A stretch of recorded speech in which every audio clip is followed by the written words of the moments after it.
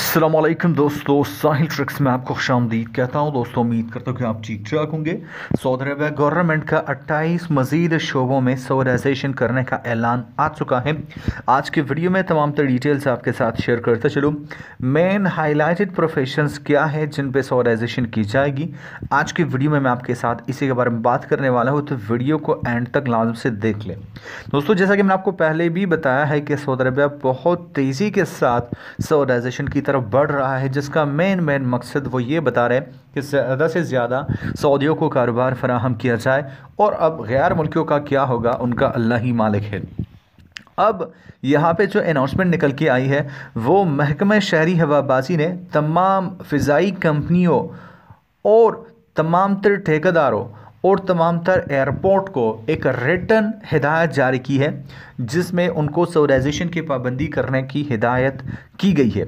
और अगर सऊदाइजेशन की पाबंदी नहीं की जाती तो इसके लिए स्पेशल टीमें जो है वो बनाई गई है, जो कि हर महीने सऊदाइजेशन के तफ्तीशी दौरे जो है वो करेंगे। सिंपल इसका मकसद ज़्यादा से ज़्यादा सऊदियों को कारोबार देना है।